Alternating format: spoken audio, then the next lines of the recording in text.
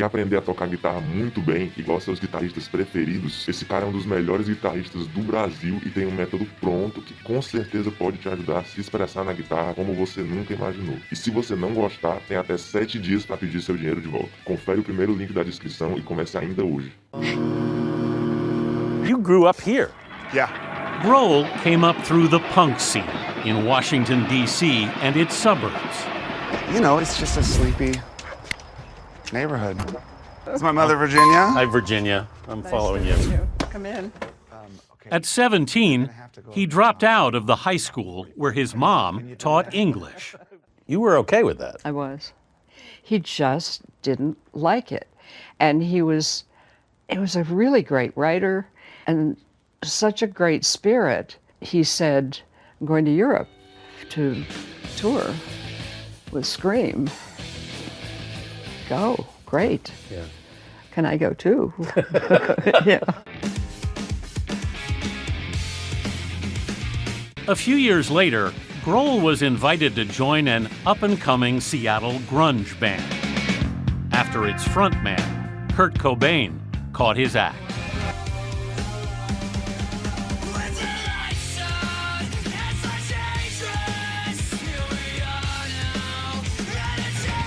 When most people think about Nirvana, they think about a video or a song on the radio. But to me, it was a really personal experience with some friends that went from sleeping on floors to then being the #1 band on the charts. And so this was my first ever platinum record. With your mom's name She got on the it. first one. Like, she was the first one to get it.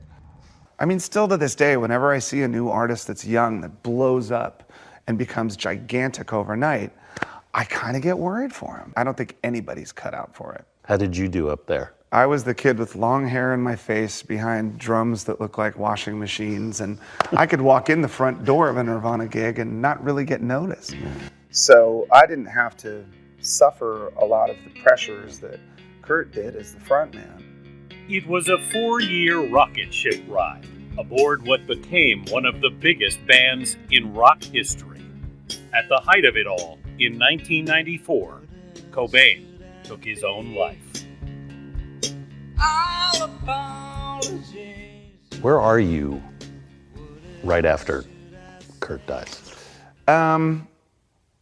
Just lost. I went through a really dark period where I couldn't really even listen to the radio because it broke my heart just to hear music.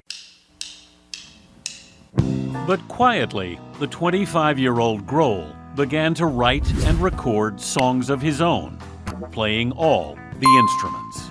I went to the cassette place down the street, said, could you make 100 of these? And made a little card to go in it. Yeah. And I just started giving it out to people. And I called it Foo Fighters because I wanted people to think it was a group. He took the name from the military term for UFOs. I mean, I've always kind of been a UFO nut, but I also, it almost sounded like a gang, you know, does. like a karate gang or something like that. So, yeah, it worked. In 1995, those songs were released as the first Foo's album.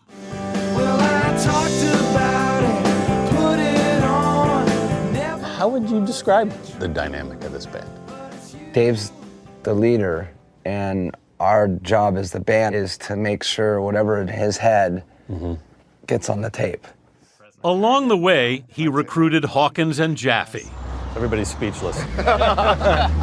Chris Shiflett on lead guitar, Nate Mendel on bass, and guitarist Pat Smear, who was a touring member of Nirvana. Has the Nirvana experience, do you think, informed Dave's approach to this band? Yeah, I think it did a lot. He was smart enough to pull out the good and say, I'm going to do things like this, and to look at the bad and say, I'm not going to do this kind of stuff.